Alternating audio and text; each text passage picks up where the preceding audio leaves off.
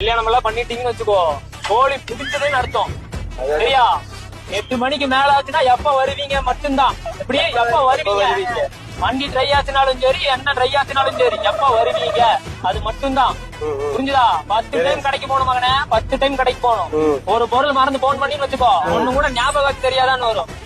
நம்ம பேச கட் பண்ணி பாத்துருப்ப, ஆப்போசிட்ல அவங்க பேச கட் பண்ணுவாங்க. சகிச்சுக்கிட்டுதான் ஆகணும், இல்ல. நல்லா இருக்குல்ல? கல்யாணத்துக்கு கூட எங்க அம்மா சோத்து தட்டு கூட நான் எடுக்க மாட்டேன் சொல்லும். நீ எல்லாம் சோத்த தட்டு கூட எடுக்க மாட்டேற, கல்யாணம் ஆனதுக்கு அப்புறம் தெரியும் உனக்கு அப்படிங்கிற. நல்லா அப்பெல்லாம் இருக்குல்ல, தொடையை தட்டி சவால் விட்டேன். நானாச்சும் எடுக்கிறதாச்சு, அதெல்லாம் அவளை எடுக்க வைப்பேன்ட்டு. இன்னைக்கெல்லாம் இருக்குல்ல, காலையில நேரமா இருந்துச்சு, ஜூஸ் போட்டு கொடுத்தேன். வேற வழி இல்ல, குடிச்சுதான் ஆகணும். புரிஞ்சுதா? சொன்னாங்க ஒரு கல்யாணத்தை பண்ணிப்பாரு, வீட்டை கட்டிப்பாருன்னு சொல்லி. வீடு கட்டுறதுக்குள்ள சட்டி கிழிஞ்சிரும். முடிஞ்சு போச்சுங்க, அப்படி ஆயிரும்.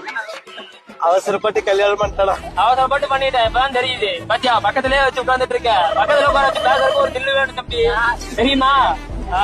வீட்டுக்கு போய் அடி வாங்கிக்கலாம், பிரச்சனை கிடையாது. எல்லாரும் முன்னாடி அடிக்க மாட்டாள, அது வரைக்கும் சந்தோஷம் தான். ப்ரோ, நீங்க சொன்னதெல்லாம் சரிதான். ஆனா இது எல்லாத்தையும் வைஃபையே பக்கத்துல வச்சுட்டு சொன்னீங்க பாத்தீங்களா? நீங்க சொன்ன மாதிரிதான் முடிஞ்சு போச்சுங்கோதான். கல்யாணம் ஆனதுக்கு அப்புறமா லைஃப் எப்படி எல்லாம் மாறும் அப்படின்றத ஒரு ஆண்மகனோட பார்வையில இருந்து உணர்ந்து சொல்ற மாதிரியான ஒரு வீடியோ தான் இணையத்துல வைரல் ஆயிட்டு இருக்கு.